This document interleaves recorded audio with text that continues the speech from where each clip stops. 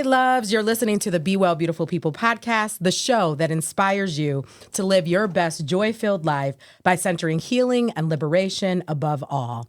I'm your host, Demarra West, author of Me Too, A Therapist's Journey to Heal, Find Liberation and Joy, and it is a sacred privilege to be in space with you all. Today's episode is part of our Alchemizing Trauma for Community Impact series, sponsored by the Love Building, H&B Building Services, and the Lit Bar.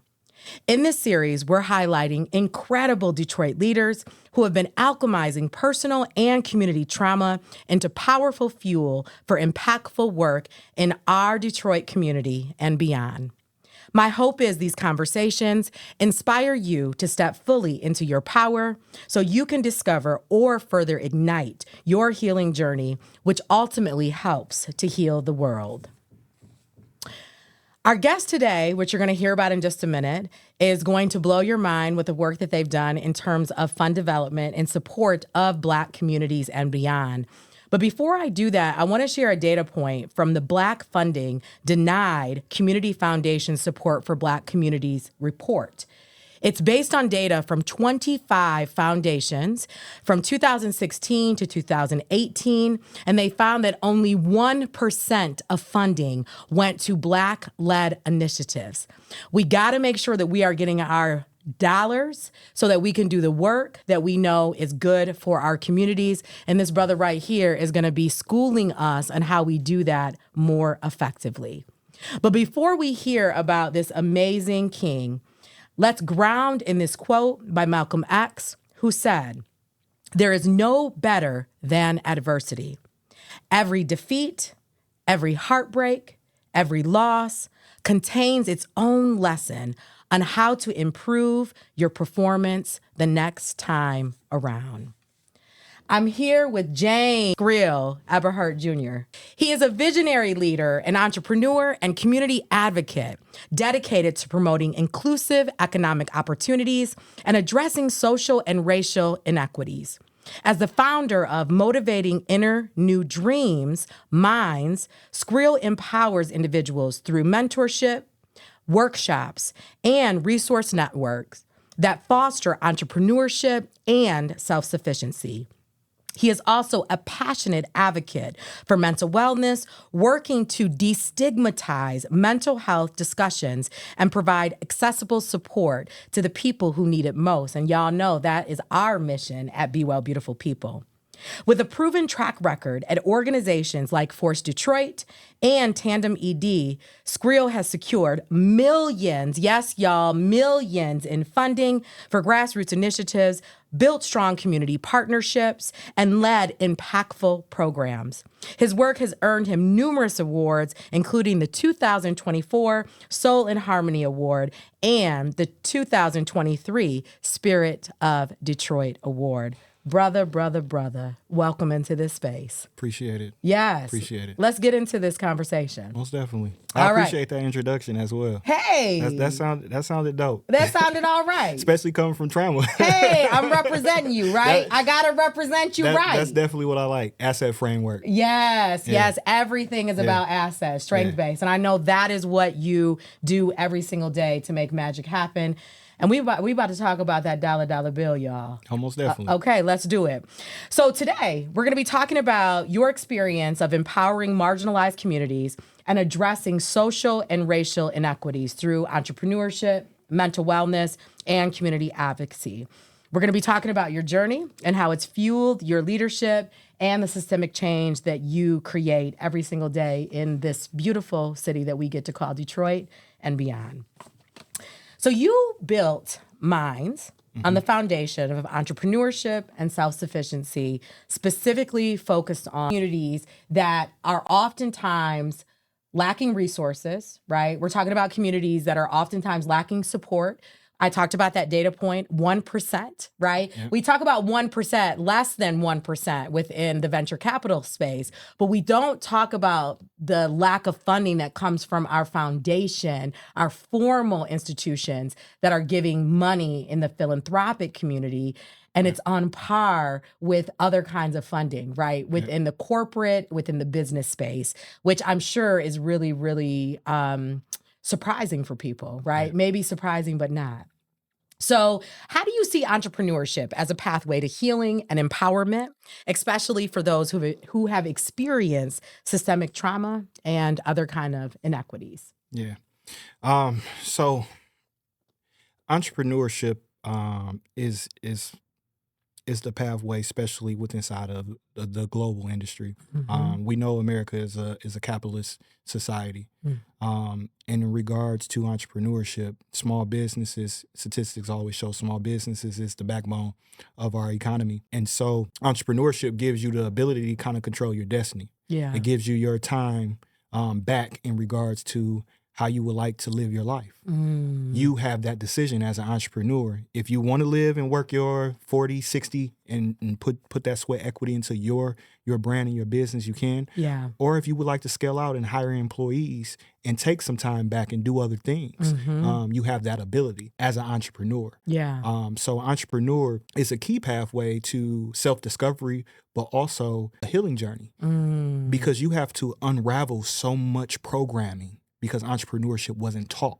Yeah.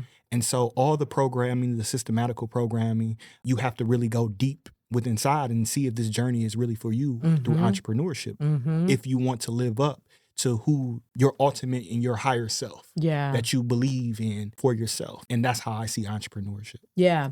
Well, and this resonates with me. You know, I've been an entrepreneur for the last 16 years.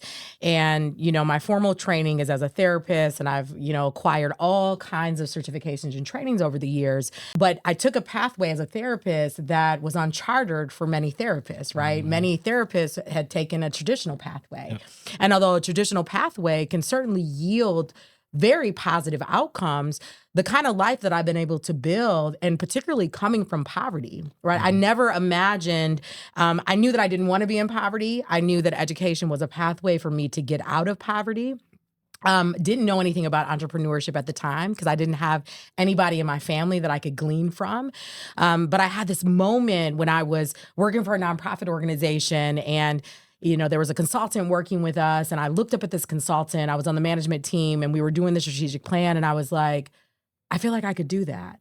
And that was that moment of awakening for me. And then I went to the field of consultation, and then I discovered all of these things that I could do with the knowledge and the skills that I already had acquired, right? Yeah.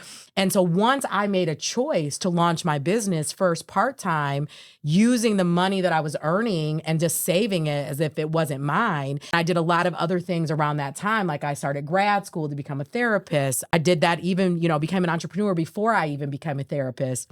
But I continue the entrepreneurship pathway, including doing therapy, because I knew that it was a way for me to work the way that I wanted to have the independence, to make the kind of money that in the traditional sense I would have never been able to make. You know, it's opened the door for me to get to 37 countries across 6 continents, not to mention giving me the freedom and the flexibility to say who, to say what, to say when, and then to continue to acquire different knowledge and expertise that has expanded my way of being and doing in the world. Yeah. And so this is really resonating with me because I know anecdotally what entrepreneurship has done for me. I know what it's done for you, and I know what it's done for countless other people in the city of Detroit, across this country, and across the globe. Yeah. And so talk to us about what the pathway of entrepreneurship has done for you to change the fabric and the trajectory of your own life. Yeah, so 2012 is when I left corporate America, and it was because of a work accident that happened. And it took me a while to even get back into the mind frame of what is my destiny now, because I was always in the corporate America system, working.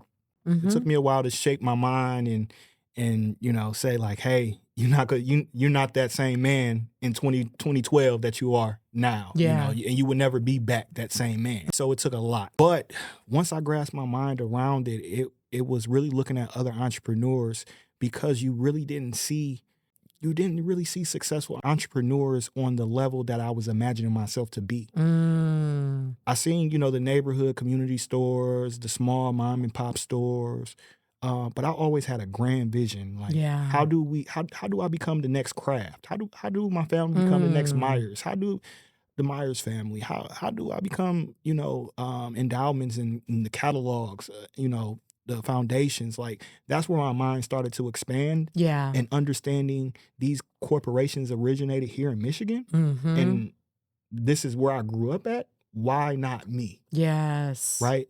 And so in 2014, I kind of went down that process and that path. And I started doing a lot of community organizing, building in a community on the grassroots level. Mm-hmm. But the main thing that I was organizing and building with was the Black-owned businesses within inside of the community. Okay. So I was very particular about investing and being a part of our Black economics inside of our community. We talk about the Black dollar. We talk about it circulating in our community. What I noticed is that the Black entrepreneurs didn't have access to capital. And so the only access to capital that they really did have was through their customer base of sales. It's hard for them to go get a loan from the bank. It really wasn't a lot of business grants back then, previously before that, until the pandemic, that was accessible for Black businesses. And then it was still a streamlined of processes that you had to get through. So, it was like, I lead by an African proverb: I cannot lead where I won't go, and I cannot talk about what I don't know. Come on. And so that's why I started going down my own entrepreneurship journey, because I had a passion to assist Black businesses inside of my community and just kind of connect them to the resources. And it was disheartening when they couldn't acquire certain things and I didn't have an answer or a solution, and I'm trying to strategize with them and I didn't go through the process. And so I felt like I was leading them somewhere that I wouldn't go and take myself. This is really powerful, and we're going to get back to all the ways, right, that entrepreneurship has fed you, and the ways in which that entrepreneurship has fed Black-led companies. And what's critical about what you're saying is that sometimes in life we want to take the fast track. Correct. Right? We don't want to do all of the work necessary to lay the groundwork, so that we can be relevant, so that we can be cutting edge, so that we can know the most in the room. One of the things that I know makes a successful entrepreneur is someone who is willing to do the dirty work, right? To roll up their sleeves, to read those books, and even though all information is not created equal and all information is not good that's out there on the internet, I tell people often that anything that you want to know, you can get your hands on. Anything that we want to solve. But so oftentimes I find that people want it right now, right? And so when people ask me, and I've had countless people ask me over the years, like, tell me your pathway, tell me the lessons that you've learned. And I've said, I'm happy to share with you what my journey has been, but I need you to understand that you have an individualized pathway. And part of your work is to acquire the knowledge that's relevant for your own pathway, so that you can ensure that you're relevant, so that you can ensure that you're in front of information. And so I just appreciate that you recognized that you didn't have the capacity needed, not only for the businesses that you were working, but also for you, right? And I love this grand vision that you had, like this, why not me, right? And so oftentimes we are not looking at ourselves in that way. So even that is a gift for you, like knowing that, like, you recognize that the world was your oyster and you could create whatever it is that you wanted to create in time, right? And that speaks to having an abundance mindset. I'm an instructor for the Black Entrepreneurial Training Academy, and I kick us off with not the mechanics of business and entrepreneurship. I kick us off with abundance mindset, because if we can see ourselves the way that God, universe, source, creator sees us, then from that place, we can create anything. From that place, we know that a solution exists at our fingertips. Correct. And so when you found yourself in that position, talk to us about the journey that you took to acquire the knowledge that you needed for yourself and for all those Black-led businesses that you felt emblazoned to support. Yeah. And so through that process, it went down a rabbit hole. That was the era of Aquarius, right? Information was just spilling out of everywhere, right? Yeah. And it was a lot of downloads that was coming during that time. Girl, we listen, girl, men, whoever, non-binary folks, we talking about astrology now. And if you think the moon and all this thing doesn't matter, it matters, right? We might be in a Mercury retrograde right now. Listen, we might be in a Mercury retrograde right now. We just had a super moon, full moon. It was a lot going on. We coming out of it. Yeah. Thank you, because it's just meant to just disrupt some stuff, right? It is, but it's needed. Come on, it's needed. Yes, it's just like a tide in the ocean, right? A wave. It's needed to clear so you can see what's to come next, or is needed to fertilize. Absolutely. So it is needed. It's balanced, the yin and the yang. Yes. But through that process, get into that process of those downloads, all that information was coming, and one thing that during that era was we had a lot of intellectual revolutionaries during that time. Yeah. And it was extremely refreshing to hear. But I ain't seen nobody do no implementation to the information that they had. So folks was just talking. Folks was just intellectualizing. Yeah. And so that's what, got me involved in building out and assisting the process with New Era Detroit. We became the fastest growing pro-Black organization during that time. Wow. Because we took that information and we implemented it. We did implementation inside of the grassroots organizing, studied the Black Panthers, looked at the Black Panthers model, looked at the Rainbow Coalition when Huey when he got locked up, and then he called together everybody that he was trying to do, get together before, and create the Rainbow Coalition. Yeah. And so kind of leading off of the paths that our ancestors and our elders already laid and building upon that foundation. Come on. I didn't have to reinvent the wheel. I just had to implement the strategies into the digital era now. Yeah. And understanding that it was a new era. It was a new time. And so that was hard. That was hard because you are competing with information when people never implemented the information. Because like you said, people wanted fast results. Yeah. They wanted that instant gratification. They wanted change right now. But who I am today, I'm 36. To me, it took me 36 years to get here. Not from where I started in 2014, 2012, with the transition 2014. Not that point. Yeah. It took me my whole life to get to this point, and I'm not done yet. I'm just getting started. Come on, say that again. Right? And so taking that information, doing implementation to it, I was able to be a part of different initiatives, not locally, but nationally as well. The Own Your Story Detroit is us work through Tandem Ed, which was a national organization that created an initiative called Own Your Story that looked inside of marginalized communities, Black communities across the country. They started in Pittsburgh, Pennsylvania. Then it came to Detroit. I became the city manager there. At the same time, I was doing a fellowship with Force Detroit before I became full-time over there. I bridged those gaps between those organizations because we needed an anchor organization. It was with the Black Male Achievement Fund, which kind of collapsed a little bit during that time in 2020. It was pandemic happening during that time, so I had to, again, take this information, pivot because of the pandemic, and figure out how now something that was modeled and pitched to be in person transitioning into a hybrid digital type of format. Yeah. Was able to successfully do that.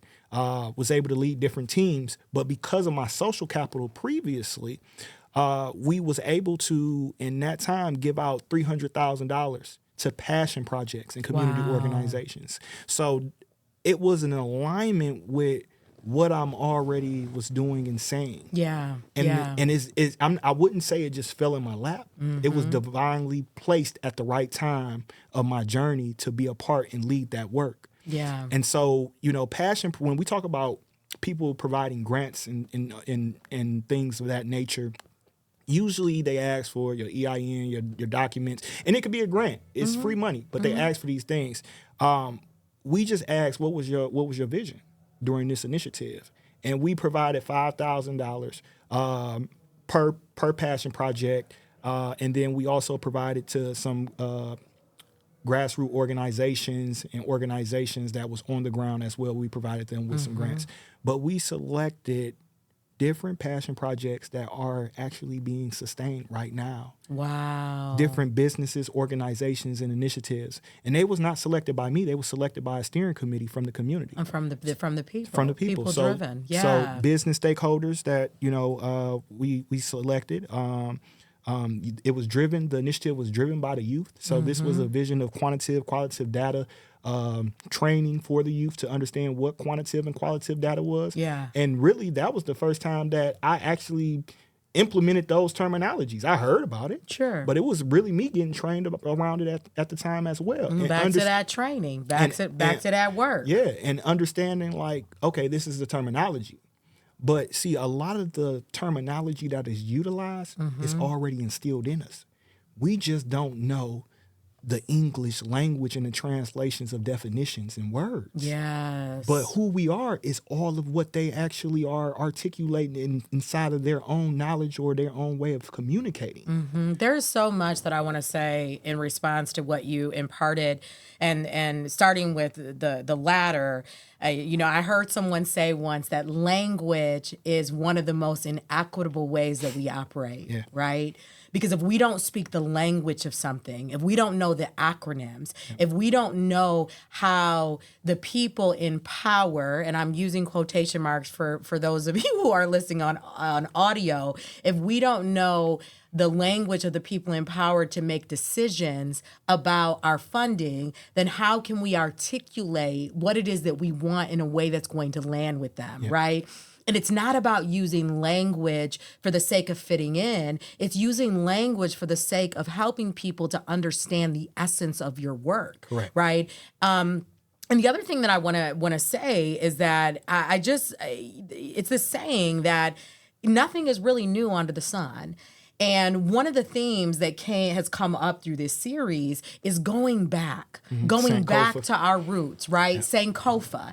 And if we really go back to the ways that our people, our indigenous ancestors, right? And I'm a multiracial Black woman, so I recognize that my indigenous ancestry just doesn't come from Africa, but that's the majority of what lies in these veins, right? But going back to the way of being that our indigenous brothers and sisters, our indigenous ancestors embodied, right? This stuff is not that hard, actually. And I love that you talked about like a lot of these funding institutions, and you and I are both in the deeps of raising money right now. They want to know all the things, right? They want the Social Security. Now they don't want the Social Security, but they want the tax ID number. EIN. Okay, they want the mission, the impact. They want the explanation. They want the timeline, right? And we ask all of these things, but the question really becomes: do we need to know all of this? Yeah. And in your regard, where you all said, listen, we're going to remove all of these barriers and we're going to hear from the people on what they are passionate about, and we're going to fund them. And knowing that some of these things are happening years later from a $5,000 seed that you planted, it speaks to what can happen when we get the fuck out the way. And that the people be in the driver's seat over what is most essential for their communities. And so I'm loving all of this, because even though this is not revolutionary, it really is, because many funders are not funding with this in mind. Correct. The closest funder that I know, and of course I imagine that there's some in Detroit, I've only been here 5 months. We were fortunate to partner with the Stryker Johnson Foundation, and they very much fund the way that you're talking about, right? A little bit more, they want a little bit more information, right? But at the end of the day, they're looking to their potential grantee to say, what do you need? I'm not going to tell you what you need. I'm not even going to tell you how to shape what you need. I'm not going to tell you how to evaluate what your impact is. I'm even going to remove the impact report altogether, and we're going to have a conversation at the end of this grant cycle so you can tell me the things that you learned. We're just going to have a conversation just like you and I are having right now, right? How many funders do we know that approach funding in that way? Yeah, so previously it was not a lot. We started having a conversation when I was over at Force Detroit, the executive director over there initiated that type of conversation. And, you know, with high level foundations here. We don't have a lot of foundations in Detroit, in the southeastern area as well. We have a lot, but it's not a lot compared to other states. And compared to the size, Yeah, right, and the of size Detroit of it. and the need Yeah. that we have in Detroit. So a lot of people are pulling from the same funders, right? Yeah. And so having these type of conversations, a lot of them are pivoting in the way that they do fund and release grants. You said Stryker Johnson Foundation, correct? Yes. Okay, Stryker Johnson Foundation. I'm not familiar with that foundation, but I'll definitely look them up. One of the foundations that just did their grant cycle, and they have an open grant cycle, everybody, right now. The first cycle just closed. They have a second and a third cycle. I think the second cycle come in January, but the Song Foundation, Yes, SONG. I've been hearing Doug so Song. much about the Song Foundation. Yeah. And so even when you're looking at how they support the work, they are about visionary leaders. And the way that you have to report out is really no report out. They just want you to do your due diligence of what you're saying that you're going to do. Yes. Depending on how much. Right. Yeah. So they're an actual funding stream that actually wants to walk along the process. One thing with funding as well is funders don't want to be transactional. Oh, that's so critical. And when we talk about funding, we think it's just just give me the money. I'm going to do what I do. Yeah. You know what I'm going to do. You see what I'm doing. Just give me the money. Or just, you hear my vision, you know, just give me the money. Yeah. I'm going to implement it. That's the wrong way to approach funding. I so appreciate this because, you know, I, like you, have raised a lot of money for work that I feel deeply passionate about. And Stryker Johnson Foundation, as a social enterprise, gave us in the upwards of $420,000. They're a Kalamazoo-based foundation to provide fully accessible scholarships for women to access all of our programming under the auspice of Be Well Beautiful Woman. And now, as you know, we've got Be Well Beautiful People as well, which is our nonprofit arm, which focuses on the people and the people that have the greatest need for support.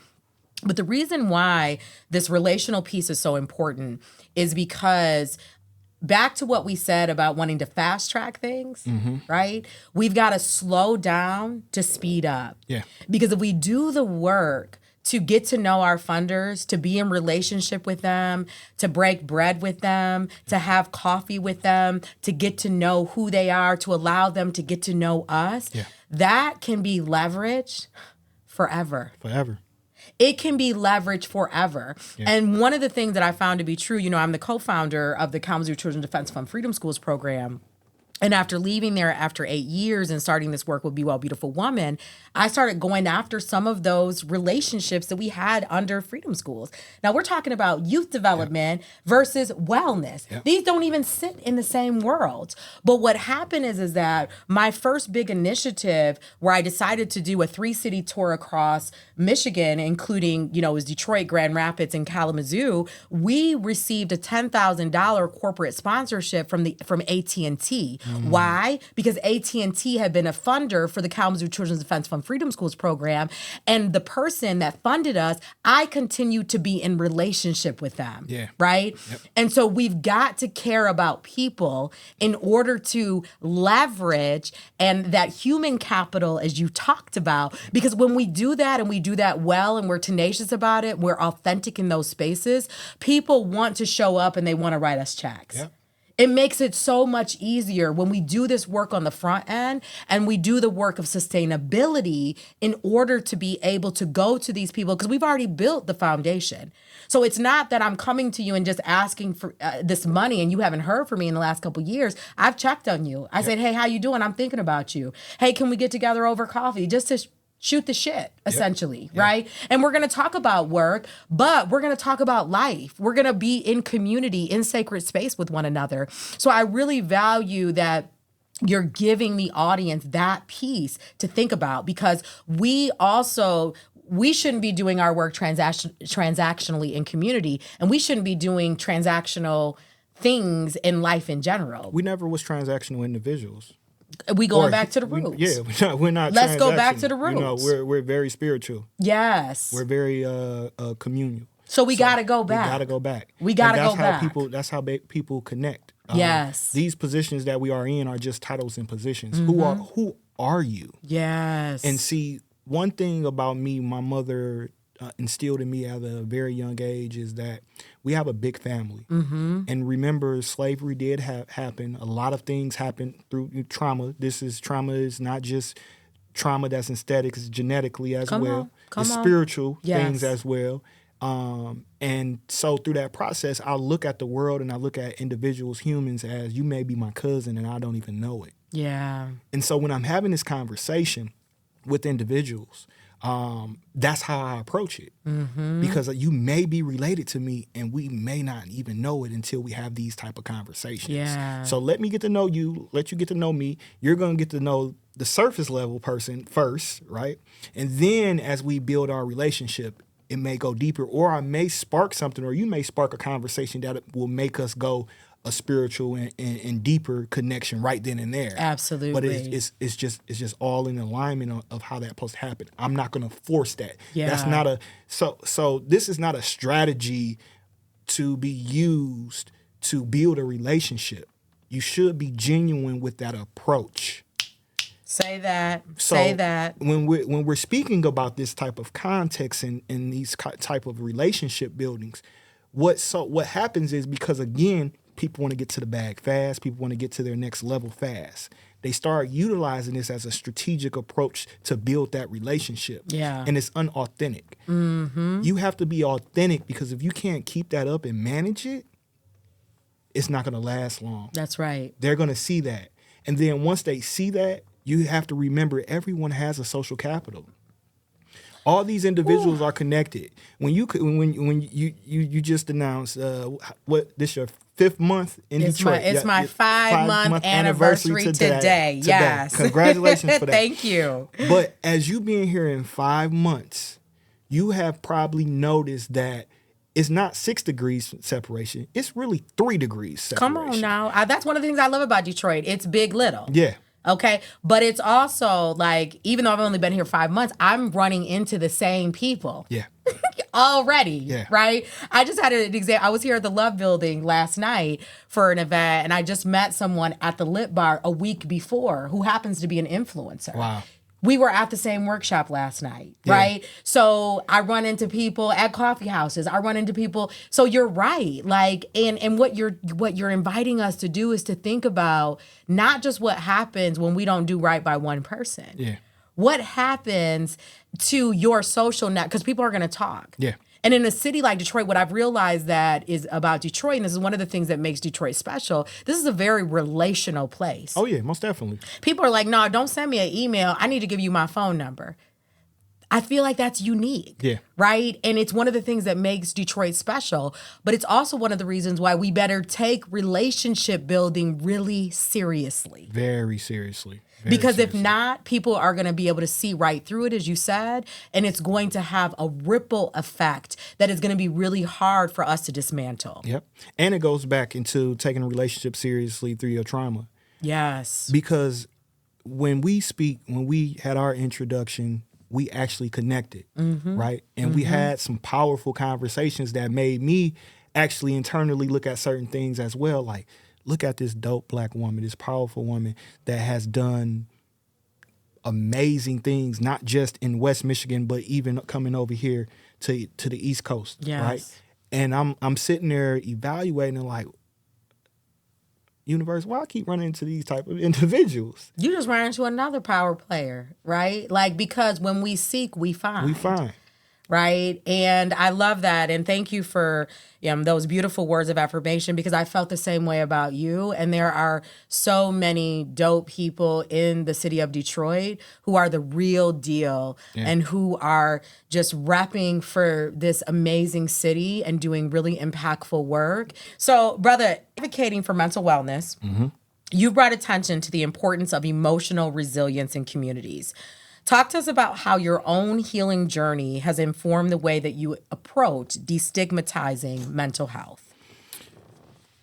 So I don't speak about mental health. I speak about mental wellness. Yeah. And that's how I destigmatize mental health. That's a good distinction. So mental health is a clinical diagnosis. and definition terminology. You have to be clinically diagnosed with something. And in a lot of our community, we don't even go to the doctors to get a regular check. Some of us don't even have primary care doctors, right? Some of us don't even have insurance. Yeah. Right. And so, but we know that some of our family members or ourselves, we battle with certain things, but we just never got diagnosed to get a clinical aspect of things. But we do a lot of self-diagnosis. Right? Yeah.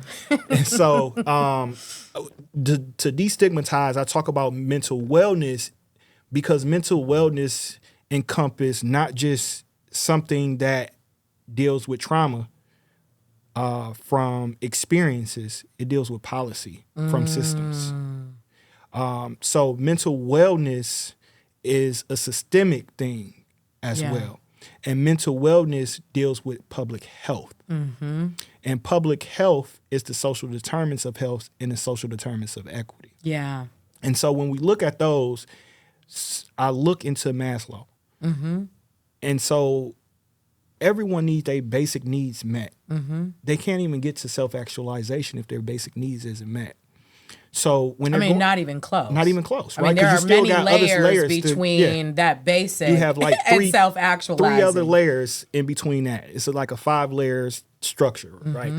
And so in regards to basic needs are generated basically from policies. Systematical policies, housing, water, shelter, food, all those are policy initiatives for, especially within inside of the Black community, right? If you don't have adequate food inside of your community, we have a lot of we have a lot of major corporation grocery markets. Not saying that the grocery market is producing the best quality of food, but we don't have variety of different choices within inside of our communities. We have gas stations that became our neighborhood grocery markets now. That's where we go get our fruit. You go to the gas station to go get your fruit. The neighborhood liquor stores also are doing the same thing. The smaller mom and pop grocery markets as well inside of our community is not producing the adequate amount of nourishments inside of our community. So that goes down to the policy. So that's why how I destigmatize mental health. I say, let's talk about mental wellness. And when we have that I'm not here to diagnose you. I'm not certified to do that. If you are diagnosed, that's you. But let's talk about policies. Do you have access to certain things inside of your community? Do you have access to things for your household? Do your household have access to these things? And having those type of conversations, people kind of open up more because we're not talking about something that has been stigmatized. And how are you going to look at me if I let you know I'm schizophrenia? If I do have bipolar, all these different stigmas, right? But when I talk about mental wellness, I'm looking at you as a human being and saying, hey, I may have some mental health issues. I haven't been clinically diagnosed, but I salute you for going through that process. Yeah. You're a strong person, right? Because many people didn't have to go through that process. Some people involuntarily and voluntarily went through those processes, right? But let's talk about mental wellness. Let's talk about the spaces, how we can build upon so we can be healed and the next generation don't have to go through the traumatic experiences. Yeah. And so that's how I work to destigmatize mental health. This is critical because it goes back to something that we were talking about earlier in terms of language, right? And entry points are really important. Like, how do we reach the people, right? We reach the people by speaking a language that people are going to latch onto. And even in preparing for this series, some people loved the name and some people were deeply turned off by this idea that I'm going to talk about trauma, alchemizing trauma. And in fact, someone who I initially talked with this about, who said that they wanted to be on the podcast, sent me, I wouldn't say a scathing email, but it was very clear that this person didn't quite understand what the essence of the work was and how our work was very much connected to their work because of the language, right? Now, I made clear that like, this is what we do. I focus on trauma recovery and I focus on trauma advocacy, and I do that unapologetically. And we're going to align with the people and the institutions that are ready to do that. But I also recognize that just saying trauma can be deeply traumatizing for people. Oh, yeah. Right? They can be repulsed at that word. But I also, and I shouldn't say but, and I think it's so critical for us to name things what they are, right? That we don't have to be afraid of talking about how community trauma has impacted us, right? When we think about a city like Detroit and the way the raping and the pillaging that has happened in this community based on policies, as you've talked about, that has affected every single basic need within this respective community, including our education system. Oh, most definitely. Right?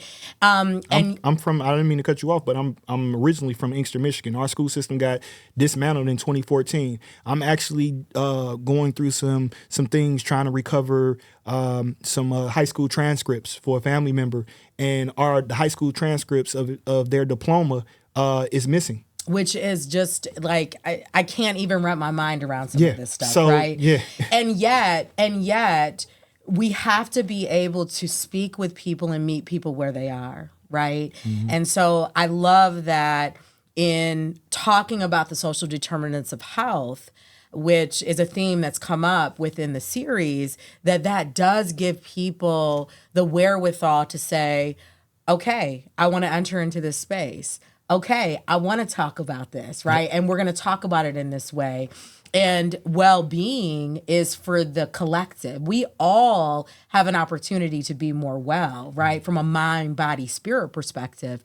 And of course, when we're talking about trauma, both at an individual level and at a community level and at a systemic level, it's so critical that we understand that more healing has to be accessed when we've had more exposure to traumatic things. Cool. And part of our work is to normalize this, considering that 70% of the U.S. population has been touched by one traumatic episode. 25% has been touched by 4. My book talked about the fact that I have 8 out of 10 adverse childhood experiences, not to mention 13 out of 15 of the expanded version when we're talking about exposure to community violence, when we're talking about racialized violence, living in a Black body, when we're talking about being bullied, right, irrespective to living in poverty, whatever it is that we may be being bullied for, right? So I think that we've got to, again, meet people where they are and also continue to normalize the conversation around Me Too, right? That, no, you don't have to have 8 aces. Maybe you only have 1, but let's talk about that, because whatever it is that we don't face, how do we heal from it? How do we touch it? How do we massage it? How do we ensure that the next generation doesn't get impacted by it? Because whatever we don't heal, guess what? We become the oppressor. And that's what I just pulled from that too, is that just because you got 8 aces and I got 1, an ace is an ace. An ace is an ace is an ace. Come on. No matter how many aces you scored at, an ace is an ace. Because that one ace can open up a whole whirlwind of other aces as well. And so what we're saying is that before you get to my 8, let's address this 1. Yes. Before you get to this 8. And that doesn't mean that I'm better. And no. that 1 doesn't mean worse, that you're right? Because this is not like trauma Olympics. Exactly. let's be clear about that. We're not saying that because of my trauma, I got more perspective of life, and no, we're not saying that. I've had more hardship. I won't say more perspective on life, right? Okay, more hardship, but definitely it shaped me. It shaped you. Definitely. The community trauma, it shapes a community, right? And it doesn't take away from the aspects of who we are that make us multifaceted, right? Because as you talked about earlier, as you're building relationship, people get the surface, right? But then if you do right, you're gonna get to more of the depth. Oh, you're gonna get more of the right? Depth, for sure. You get to the iceberg parts of me and we're a compilation of all of these things, right? Yeah. Everything in life, every conversation we have, every book that we read, every traumatic episode that we encounter, all of us makes up the totality of who we are as humans. Correct. And it's going to be continuous. Yes. I'm not going to say it's never going to stop, but even right now, we're still having traumatic experiences at our growing, at our healing. Yes. But it's now we have tools on our tool belt of how to navigate those things. So many. And so those are the conversations when you talk about ACEs, is when you talk about emotional intelligence, cognitive behavioral therapy, when you're talking about those things, it's really how do you equip your tool belt? Yes. And through my process, I never comprehended that terminology until I met a gentleman out of California during my work, during the gun violence work. I forgot the brother name. It's on the tip of my tongue. But he made a good analogy. He said, I was involved in a lot of things, and I just always used a hammer. That's all I had. All I had was a hammer. And, it was in different analogies how we got in our community what we call a hammer, And I felt him. And I'm like, he was like, but all I really needed was a screwdriver. And I was banging this nail with this hammer.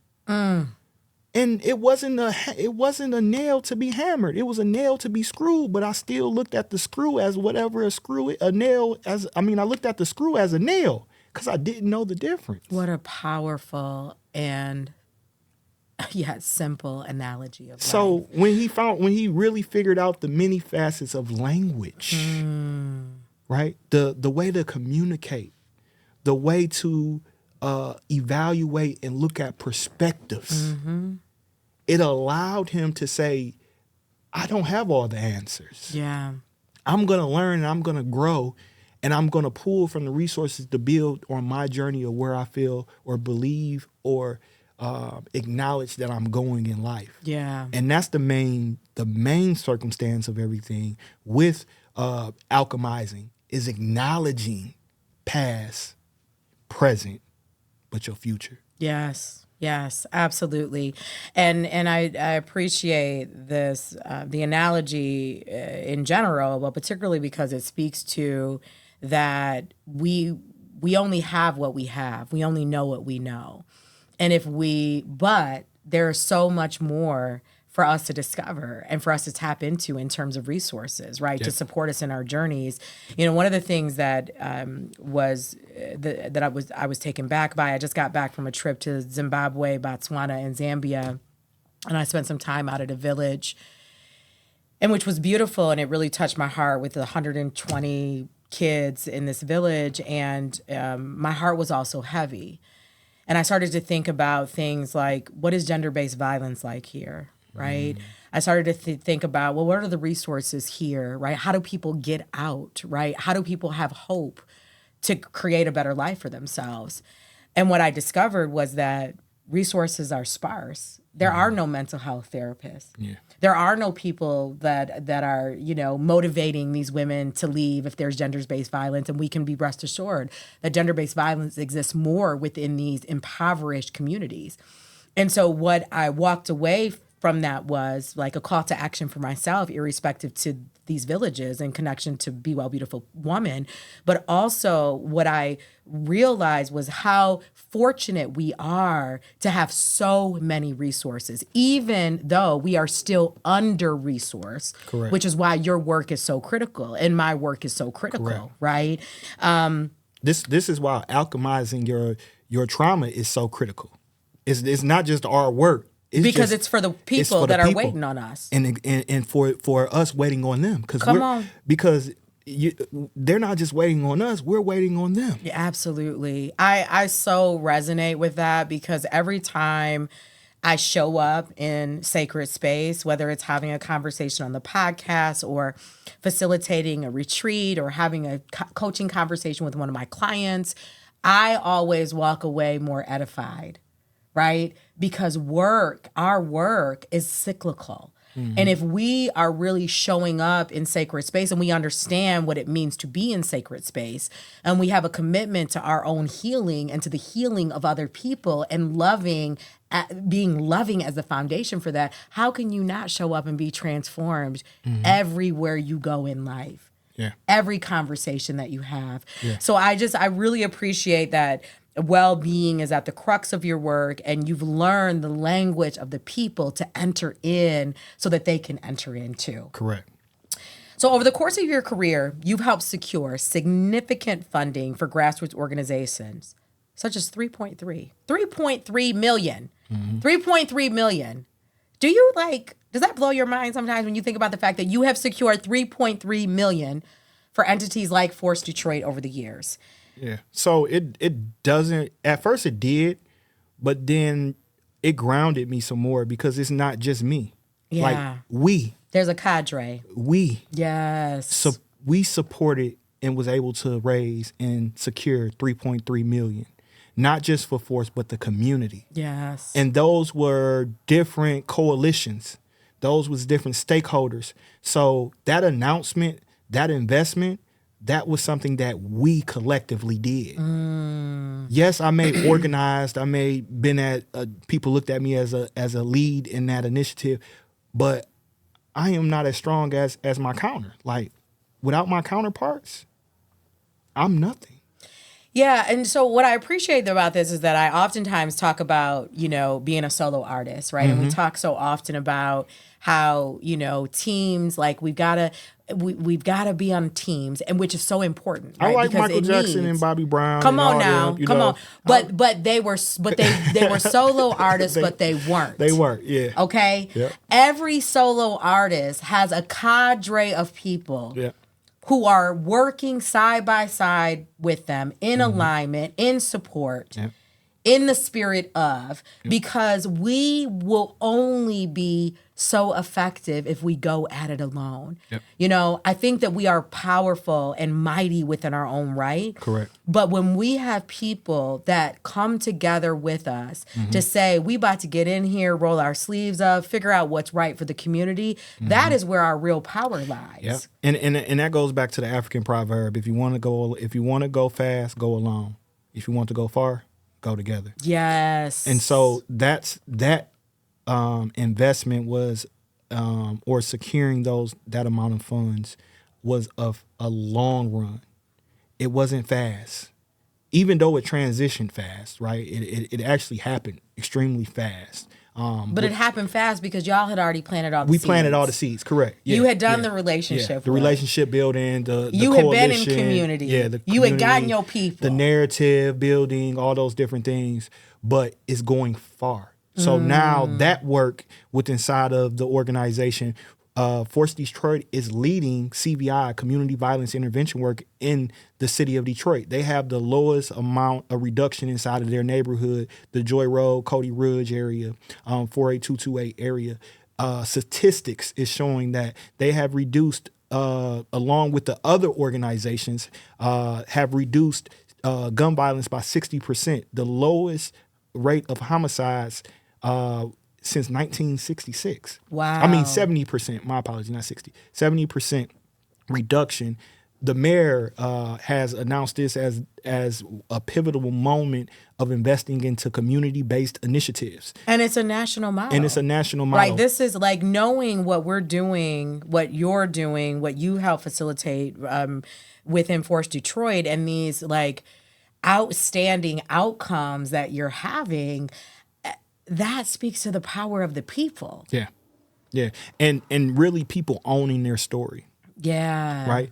My brother, DeWanzo Kennedy, who's leading over there at Force Detroit, with inside of the CVI program, I would love for y'all to reach out and really get his story. I really don't like sharing people's stories, but he's owning it, and not just owning it in a way that his story is being monetized. He's owning it to bring resources back to his people and allowing them to own their story as well. Yeah, and that's the biggest thing. Is how does this be relationship building, transactional, but also that transaction has to go into humanity, right? And so our relationship building is not transactional, but when we're out in this capitalist world, that transaction is monetized, but you have to benefit, and along with your community, have to benefit from that monetization. Yeah. We're not self-serving. So that's real big in regards to how you organize, how you mobilize, how you own your story. Yeah. It's geared around you, but when you speak about your collective experience in others, and you bring them with inside of that room as well. And you do so with no shame. Yeah. Right? I think what prevents us from being real about where we came from or who we are is because we are still operating within the framework of shame. And this is why shame keeps trauma working against us. Yeah. Right. And so, as I have talked about in the past, telling our story, we may not ever feel compelled to tell the world our story. Right. Correct. But let's be honest with ourselves about our story. Let's be clear about where we came from, about how it impacted us, about the ways that it may be impacting our lives now, and infringing on our ability to live fully on our own terms, in our own way, defining for ourselves what it means to be me, what it means to be you, right? Correct. So how do you see financial empowerment as a form of healing from trauma? I know that's a big question. I like to simplify things. Yeah, please do.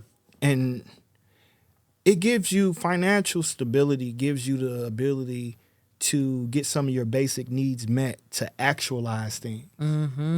And if I'm always trying to figure out how I'm going to pay this bill, how this is going to happen, my mind can't even get out of fight, flight, or freeze. Yeah. So I can't even actualize like what is right in front of me, what resources I actually have. So I actually don't even, I have grown not to look at the monetization of things. It's not about how much money this is going to bring me. Yeah. It's about the impact that I can leave or I can get from it. And it allows me to be in present. And I fight with that though. Not saying that things get scarce and hard and you try to do some things over here to make things happen, but I'm now allowing myself to pull back because of the work I have done. I can get back present, and I can look again and say, you know what? No, let's not go that route. Let me, that gut feeling, that instinct. No, let me go here and go a little bit further down the line, and let me not take this shortcut.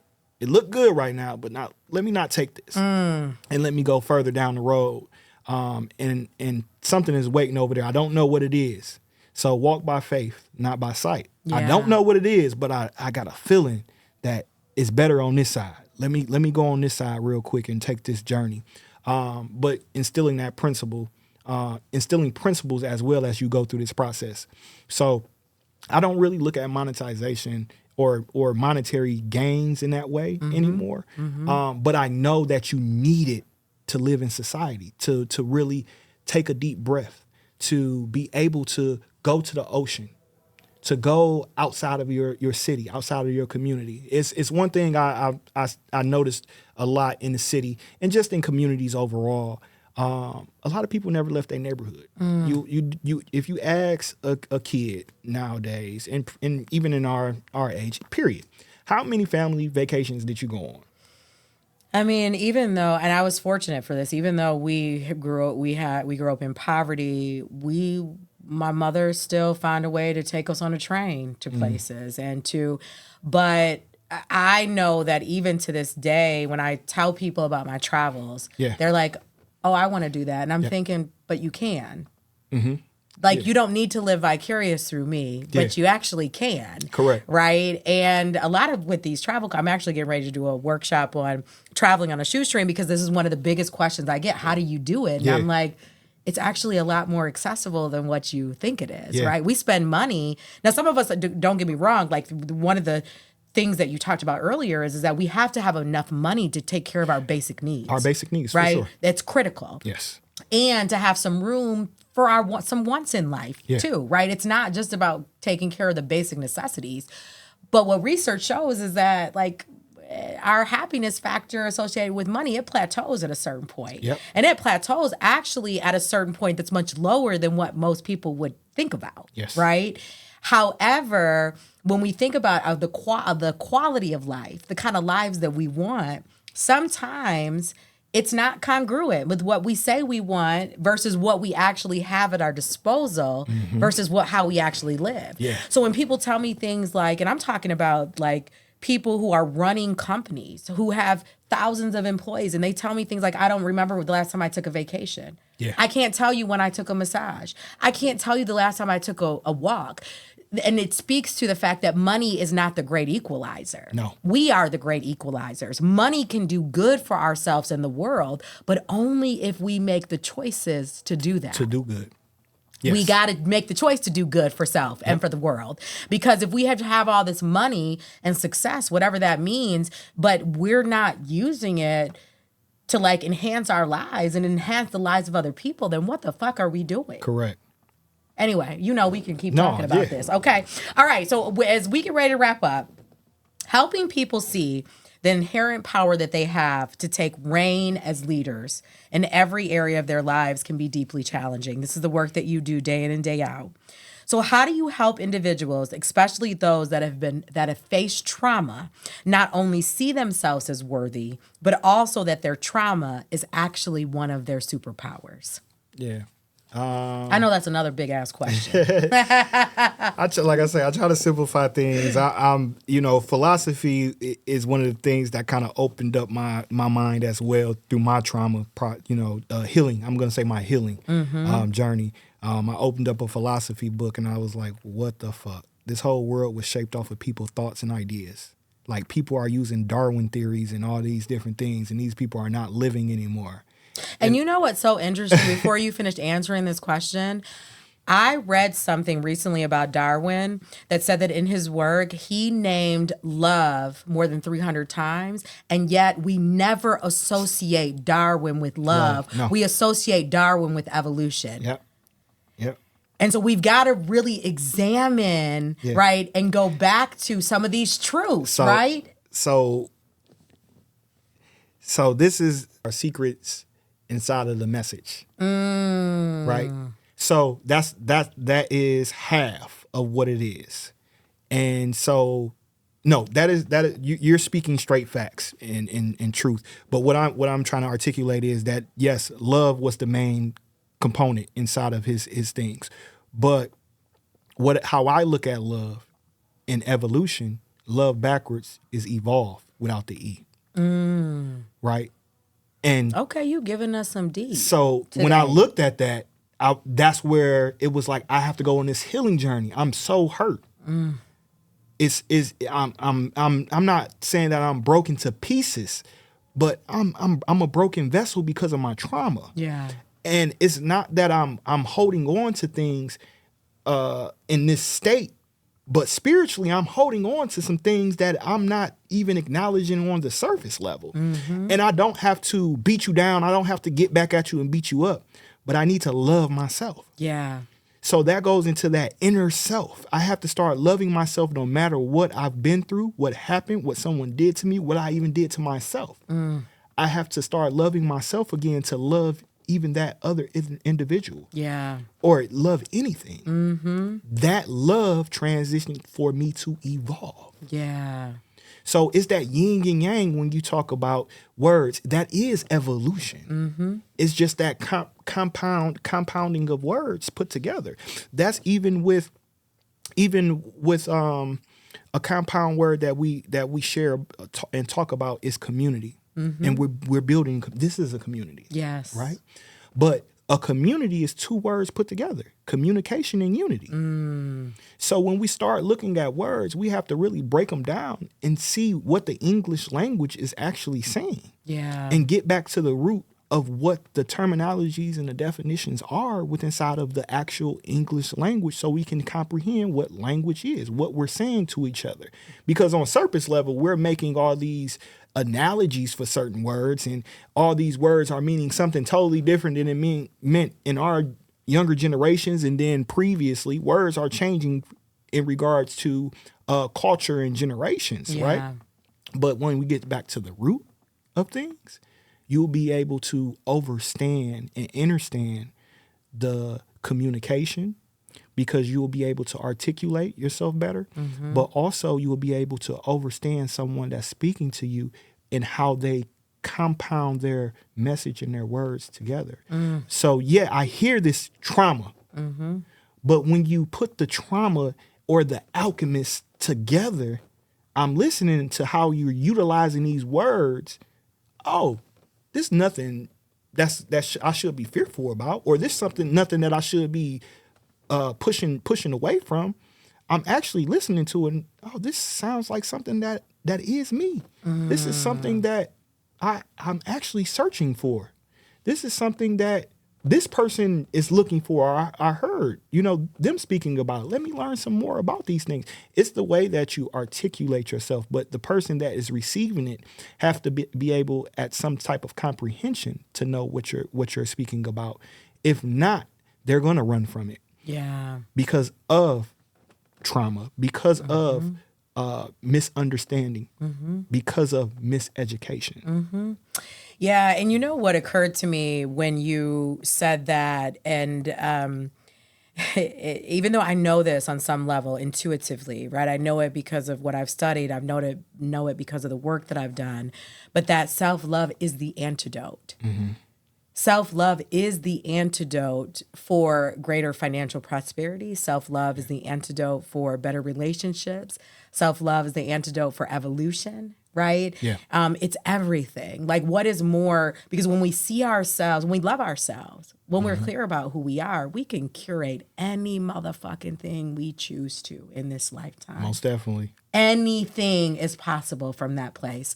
So, my friend, my brother, I am just so grateful for you. And as we get ready to wrap up, I want to, in like 30 seconds, I want you to share with individuals listening who have come from poverty or are simply having money troubles right now as we speak, yet desire to build sustainable wealth for themselves, for their families, for their communities.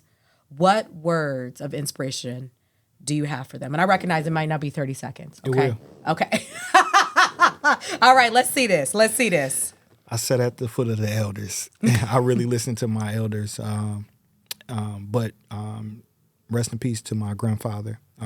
When I was going through my transition and who I'm becoming, and going back home doing Sankofa's and having conversations with him, he recognized certain things in me, and I always share this. This too shall pass. No matter what, just say, this too shall pass. Be grounded and believe this too shall pass. Yeah. I had another conversation previously. People always say, I'm having a hardship, this and that. Words are powerful. And I was using those words as well. I'm just transitioning. Another one. We are butterflies. I'm just going through a metamorphosis process. So we have to really intentionally believe in ourselves and know that this too shall pass. I'm going through a metamorphosis process right now. What you see today ain't going to be what you see tomorrow. Wow. You took us home strong. That wasn't 30 seconds, but shit, you could have had 5 minutes to say all that. That was beautiful. I'm so grateful for you, that God saw fit to bring us into each other's lives at this time. And I know that the audience is going to want to stay in touch with you. So please let them know how they can do that. Yeah, you can follow me on social platforms at Screal, Screal. Also, you can follow us for motivating inner new dreams. That is motivating, inner, INNER, newdreams.org. Excellent. Thank you again, my brother. I appreciate you. We are so grateful that you tuned in today. We can only hope that the words that have been imparted by us has inspired you, has elevated you, has helped to show you a new pathway to deepen and or to get on the journey to go further with your healing and your liberation. If you found value in today's show, show some love by telling your people about it. Rate our YouTube channel along with whatever podcast platform that you're using. And you're always welcome to share your thoughts with us directly at info@bewellbeautifulpeople.org. And if you haven't picked up my memoir, Me Too, A Therapist's Journey to Heal, Find Liberation and Joy, I invite you to grab your copy at DemarraWest.com. And just for tuning in today, you will save 25% off by using the word alchemizing. The Be Well Beautiful People podcast is sponsored by the Love Building, a subsidiary of Allied Media Project and home for the social justice and creative community in Detroit. We're also supported by H&B Building Services, providing top-notch, reliable building services for all your professional and personal needs. And the Lit Bar, natural beauty designed for your unique complexion. We'll leave you with the words of Shirley Chisholm. The price for doing the same old thing is far higher than the price of change. Until next time, beautiful people. Ashe.